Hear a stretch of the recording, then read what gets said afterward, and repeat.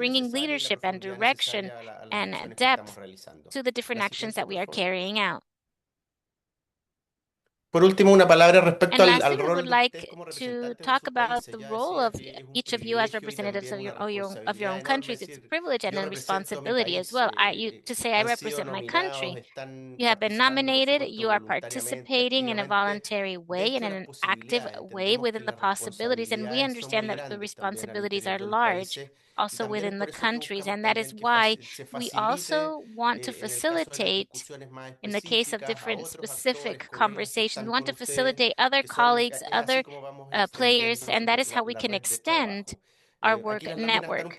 Here the slides are pretty loaded, but it is also because they are in the 3 different languages, and we are hoping to be able to have that exchange. We want to be able to hear from you regarding the needs and priorities and the situations that you are living, and you participate, of course, actively. And you also facilitate dialogue opportunities inside your own countries to be able to promote this discussion regarding evidence, knowledge, and in the different areas that we are talking about. La siguiente, por favor. Mar, muchas gracias. Okay, so vamos a I ir would like to alternando say también y por thank you supuesto dando very la much. We are palabra going to be a ustedes también going que van avanzando. alternating, and also with those who are going to be sharing with us. That's exactly. Thank you very much, Raúl. And we would also like to invite some of the new representatives to be able to speak in representation of their delegation institutions, as well as the expectations that they have as uniting and being a part of this hub. So I know that coming in and getting to know everybody can take a little bit of time, but here we have Anthony Cadén, and we have a representative from Guyana, and we have other people as well. If you would like to greet, have a greet. We also have some representatives from St. Lucia. I can see Sefrina, Lancicot. We also have Astra from Grenada, and we also have Elspeth from St. Vincent. So the door is open.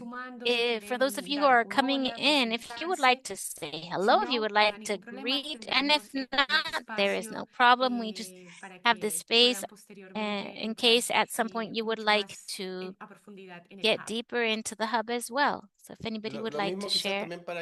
And the same maybe for those of you who are with the camera that is on. I think this is also an opportunity. Erika, I saw your hand to be able to greet and Muchas gracias, buenos días. yes, good morning. Erika Alvarado. I am from Foundation in El Salvador, and it is an honor to be able to be with leaders, as Raúl mentioned. It is admirable to see what SUMA does, and OEC and GPE, and it is key in the support you give us the different countries at the different levels of support. And also I would like to greet my colleagues from El Salvador, from the Ministry of Education, who are also here with us today in this collaborative work that we are carrying out together with international organizations, with the Ministry of Education, and which is all key for the priority of early childhood, as well as what we are going to analyze deeper and talk about investment and for the different countries to be able to have improvements, enhancements in the citizens to be able to invest in early childhood is key, because it is a crucial stage where you develop almost 80% of the abilities of all of the people. So it is a crucial and critical stage where we need to invest and better invest in education, which is also key and a right, a human right, which allows other rights to be enabled as well. So it's a pleasure to meet you. We are here supporting and we are contributing as much as we can. And we would like to thank you for this space. And I would like to greet the new faces, the new colleagues, and to greet each of you. A pleasure. Have a great day. Thank you very much, Erika. Beverly. Maybe you would like to greet since you need to leave soon. Por ahí nos escribió un chat. She wrote a chat, comment in the chat. Bern Charles también está por ahí. And Bern as well, are you there? Yo también. I would too as well. Iliana, vamos por partes. Iliana, okay, we'll go with Vern. Charles first. Hi, welcome. Good morning. This is Vern Charles, the president of the St. Lucia Teachers Union. I am quite pleased to have been invited to this discussion, this forum. I am learning quite a bit. So far, what I've heard is very interesting, and I look forward to collaborating with the Hub to see how, of course, we can improve education overall, but more specifically focusing on our teachers, teacher education, training, pedagogy, and of course, all of this will redound to the benefit of our learners. So thank you for the invitation, and I look forward to everything else that this hub will be able to provide for the enhancement of education. Thank you. Thank you so much, Bear. Iliana, de la UNEP. Iliana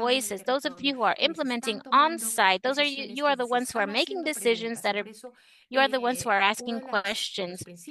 So one of the principles is the urgency of context and also the pertinence of your knowledge that have been a part of this model. One third principle is also this logic that every device, initiative, workshop, webinar, technical visits, conferences, dissemination conferences, awareness, having knowledge material materials available, the platforms, that they could all be complementary during this process. They were not isolated, but they were all working together through a knowledge agenda at different levels. And there is a fourth principle that for us was key, and that is the principle of how can we strengthen the co-production of knowledge processes, the appropriation, the ownership, and also the use. So we have something that is very interesting regarding the implementation of this model, of this cycle of knowledge mobilization, where 90% of those who gave us feedback mentioned that whether it be in the methodology, the themes that we touched, or the knowledge that was developed during these 12 months, they improved their capabilities for the roles and the challenges that they are dealing with in their own ecosystems. And here is this cycle of knowledge mobilization, the use of evidence. It had different depth. So we started asking structural questions, the use of evidence for institutional change, right? And then we went to everything having to do with learning, the promoting student learning monitoring. So we started this cycle with having to do with information and with EMIS as well. So we have some numbers that also show this collective effort, because if we got to this point, it was thanks to each of you. We had more than 400 participants in the different spaces, more than 20 countries who participated. We had more than 45 dissemination products having to do with knowledge. We had more than 1,000 visualizations of all of the different events, contents, interviews that we carried out. And there's also something else that I would like to mention that for us, it fills us with pride, which is that we were able to have over 20 institutions. And why why was it so relevant for this cycle of mobilization? Because we realized and we identified that this has to be a multivocal process where different institutions have similar objectives, similar efforts, where they have a space to be able to come together and build collective agendas. Next slide. Muchos de ustedes participaron, Many of you participated. We had different webinars. También workshops de fortalecimiento and also de different capacidades. strengthening workshops, and one of them was carried out by education.org, where we were hoping to strengthen the capabilities of the countries to be able to use literature in decision making in the educational environment. And we also had a workshop with JSE, where we were wanting to strengthen capabilities to translate the assessments for improvement. And we also closed this cycle with a workshop that was hand in hand with the to be able to strengthen the abilities of the countries to be able to build diagnosis and strengthening plans of their EMIS. También realizamos un sinnúmero de conversaciones KIX. Estas son unas. We also had a series of KIX conversations, a platform when we provide a space for the country's voices to be heard. We had representatives from Haiti, St. Lucia, Guyana, the civil society, universities, teacher unions, ministries. They will tell us about the challenges their countries were facing, the best practices they were using, the questions they had, the knowledge they needed to develop. We also issued a series of newsletters to systematize the knowledge that we produced, which is also available. Que es uno de los que responde directamente a uno de los this principios. Is one of the products that actually respond to one of the principles of our knowledge mobilization model, which was the co-production of knowledge. We developed many policy papers where we reviewed the available literature. but we also included the comments, reflections we had in our different spaces. We systematized some case studies from countries, and this is a tangible product of the work we've been conducting in the past 12 months. And finally, in the following weeks, we will share with all of you, those who attended, but also for the ones who didn't attend, this knowledge mobilization cycle on evidence-based knowledge. Here you can have access to the workshops, webinars, the different documents, the knowledge summaries, the interviews. You will be able to navigate that. It will be available in Spanish, English, and French, and you will have this available soon. And now we will invite one of our representatives, Chanel Lyons, and I would like to say this publicly. The representatives from St. Lucia were one of the delegations that were highly involved in this mobilization cycle. They attended the webinars, the workshops.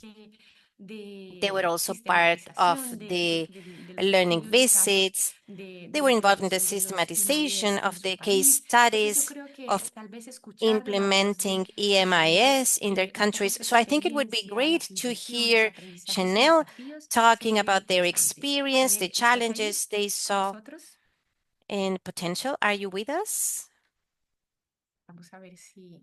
Yes, good morning. Good morning, Are you hearing me clearly? Clearly. We can hear you, but we cannot see you, Chanel. Let me.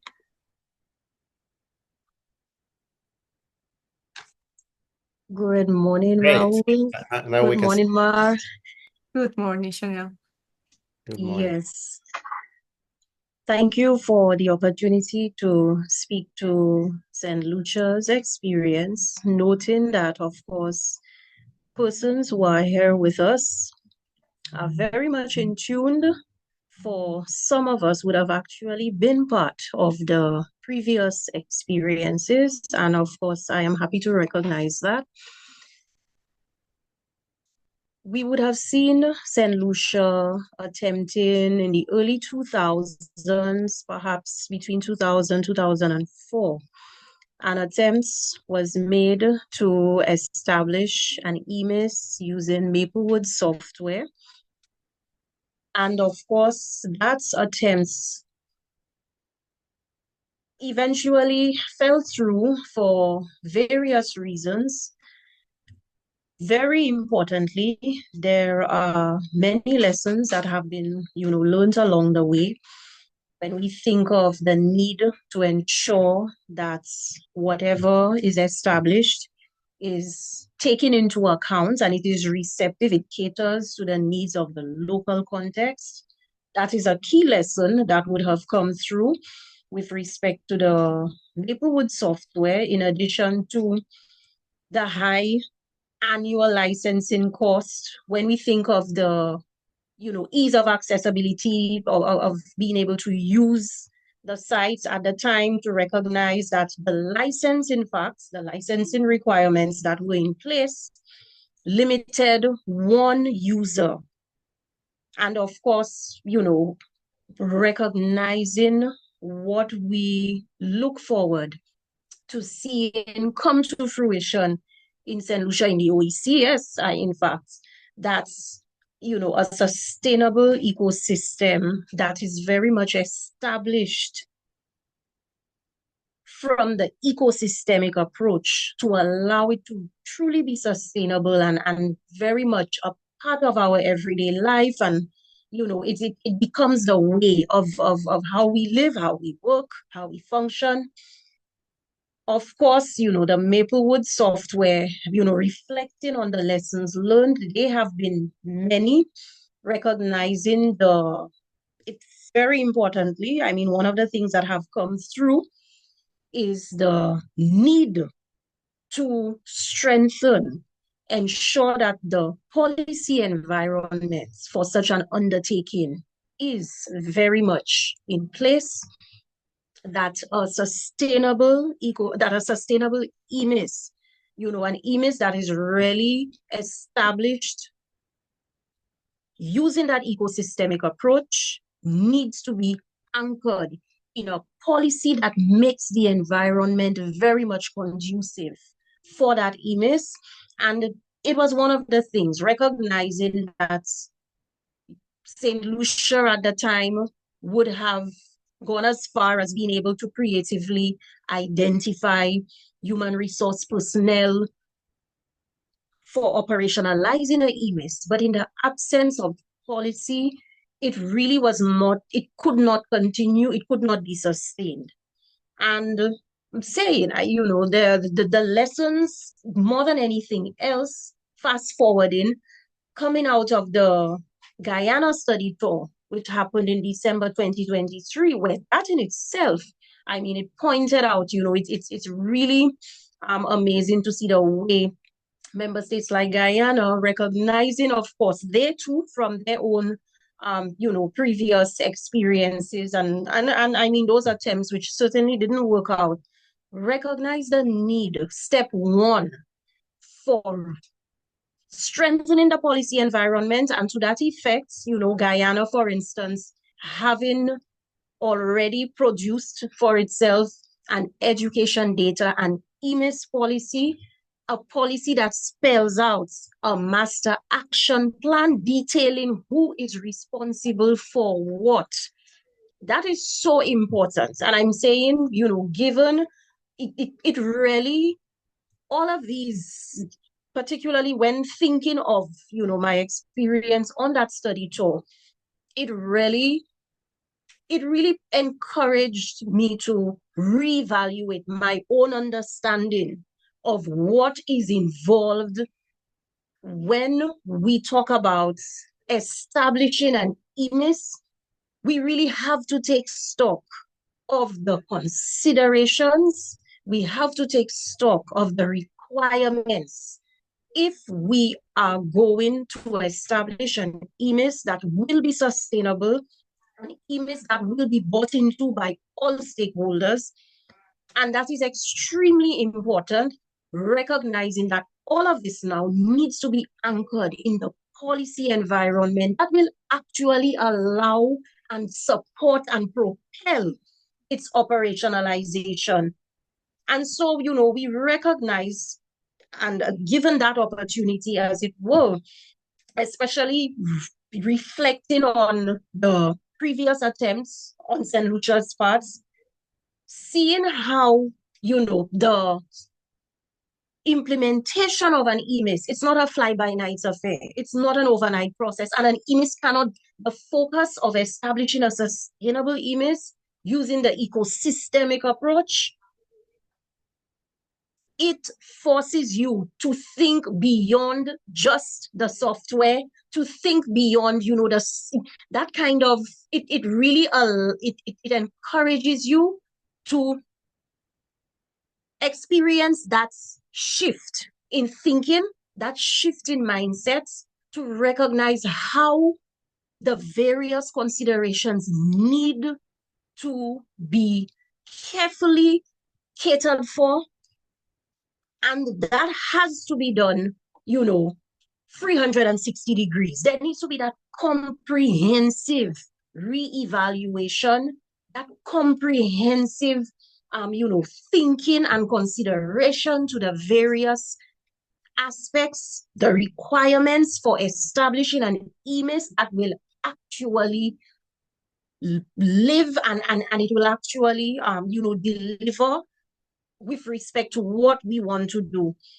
When we think of wanting to improve our data governance, our data management, our data analysis, our data collection, wanting to really, upgrade and strengthen that kind of capacity for the education sector, the kind of EMIS that we would require for that is definitely not a walk in the park. And we have seen, previous experiences where attempts to implement an EMIS, the focus was heavily on maybe the software, just a platform, or just one or two people thinking we can identify them to be able to keep the system up and running. It's not like that. We recognize the level of support, the inputs that are required, and very importantly, seeing how policy support, political support, recognizing as I said, these are all important aspects. They have to be built into what eventually we arrive at and what we pursue with respect to establishing an IMIS that will serve the education sector effectively and efficiently. We see how even with this IMIS undertaking, it outlines the importance of our partnerships, maintaining our partnerships, strengthening our partnerships with various, we look at local partnerships, we look at regional partnerships, we look at international partnerships. That IMIS begs the consideration and actioning of all of this. That we really need to work together. We need to do so in a strengthened policy environment. We need to properly outfit the various functions as the case may be. And I'm saying, coming back to that education data and IMIS policy that Guyana does have, and it's readily available online, detailing that master plan so that you are even able to track the progress that you are making vis-a-vis your country's education sector plan, when the indicators of the education sector plan of Guyana can be tracked and are being tracked during that implementation of the IMIS, which is very much happening on a phased basis, but noting how much, stakeholder engagement, partnership support, collaboration, all of that is necessary every step of the way. And of course, recognizing the maintenance. When we think of, ensuring that if it is a sustainable IMIS, we're talking about a 24/7 affair. So, the necessary back-end support and making provisions for all of that to ensure that it is sustainable. And that in itself, with all of those various supports being considered and catered for and action, it speaks to the kind of IMIS that would be sustainable and that would really reflect, and it would really transform the way in which we work in many ways. Muchas gracias, Chanel, por tu intervención que da cuenta de lo Thank you very much, Chanel, for your comment. It's clear how relevant this experience was for you, and I would like to mention that it was not only St. Lucia who got involved talking about their experience regarding the many challenges countries experience, Nicaragua, Honduras, Salvador, Dominica, Grenada, they all were involved, and we saw their commitment and the generosity of these countries to tell others about their own experience, their lessons learned. So thank you very much for that.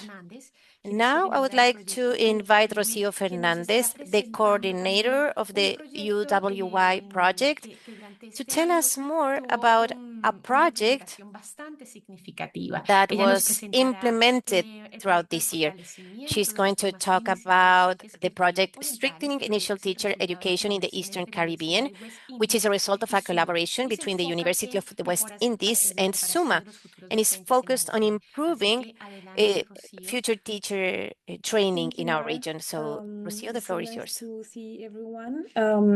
I recently became part of the KIX LAC initiative and SUMA, so I also take this opportunity to say hi to everyone, to each one of you. Good morning or good afternoon, depending on where you are. So, next slide, please. As Mar was saying, the project of strengthening initial teacher education in the Eastern Caribbean, it has been developed in collaboration with the University of West Indies. And there are two main objectives that this initiative has had. On the one hand, to support and to provide assistance to make better use of international evidence and best practices in the processes of reforming the university's initial teacher education programs.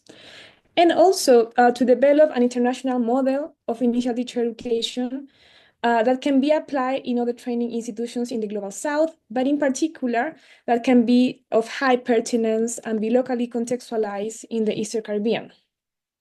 So the initial stages of this project have been to, sorry, I'm being asked to change the language I'm speaking. Okay, I guess for the translation, okay.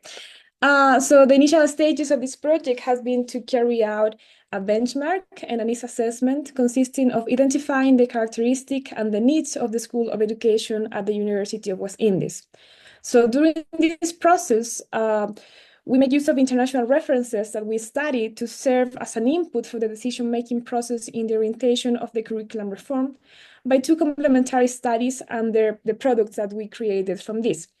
On the one hand, the needs assessment that we used to identify the characteristics and the needs of the school, particularly of the teacher education programs that they had, and also a benchmark of international references of teacher education strategies that could serve as an input for the decision-making process in the orientation of further curricular reforms.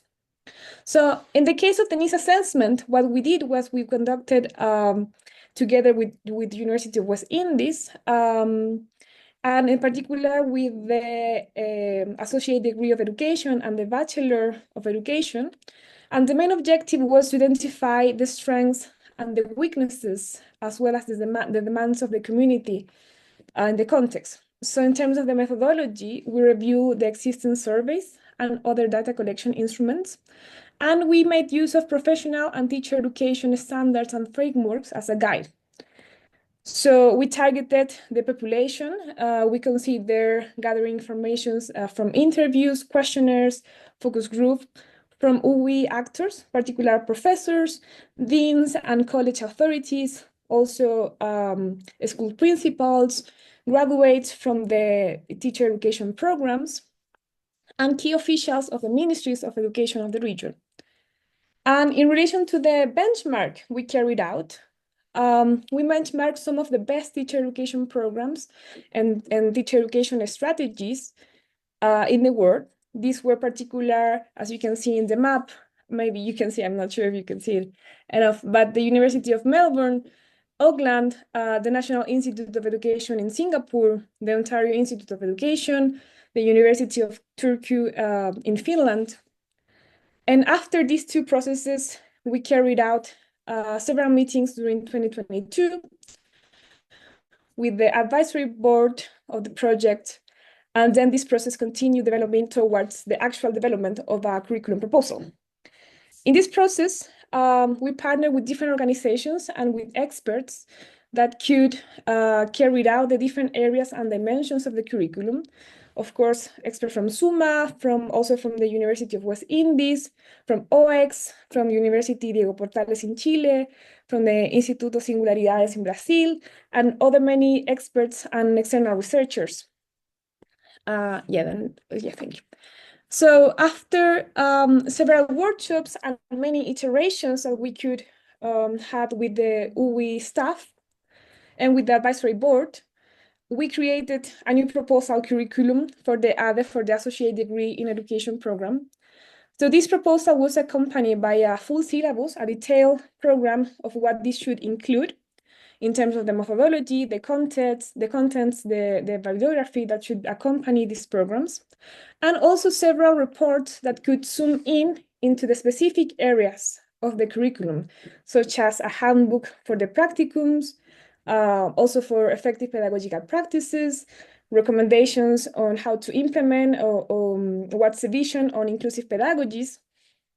So this curriculum carries basically a competence profile, which signifies a big change from what University of West Indies have had so far, with a strong focus on the practicum dimension of the teacher education that so far will require to think, to reflect in many other areas, such as what do we require in terms of the reorganization of school placements, how we could work together with future teachers to do so, inclusive pedagogies and effective pedagogical practices, as I just mentioned.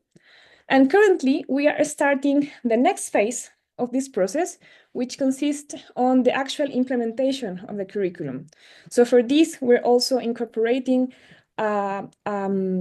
focus on literacy dimension, particularly for primary education. Javier was just saying at the beginning how important this is to carry out different processes, different teaching and learning processes.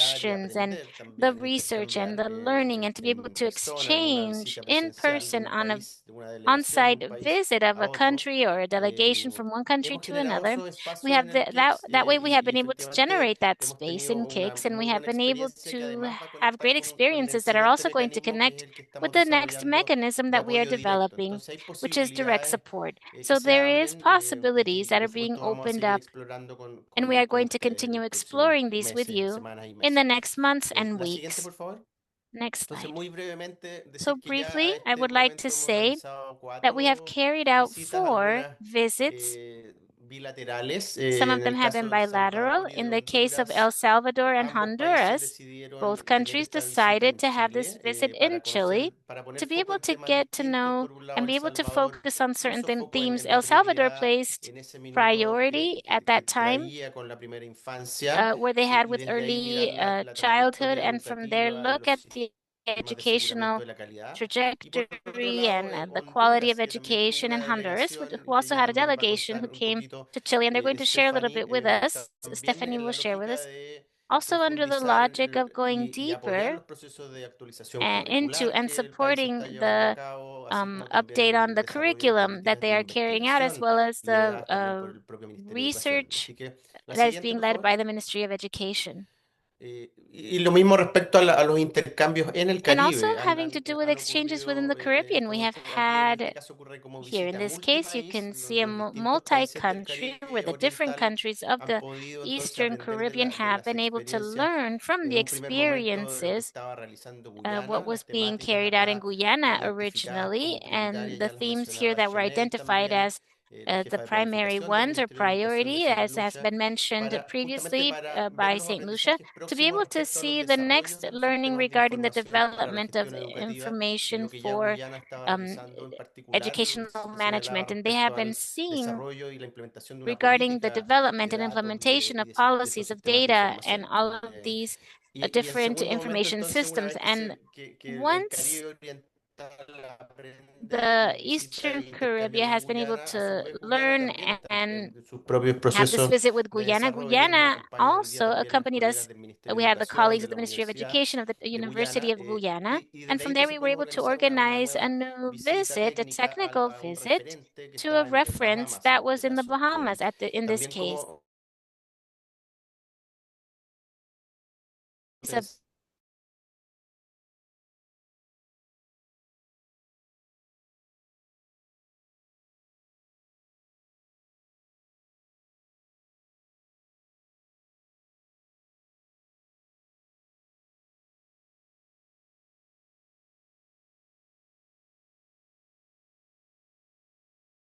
Present and comment from your experience, from your reflection, from your learning, and how you can also inform initiatives that are being developed and able to share in the system as well.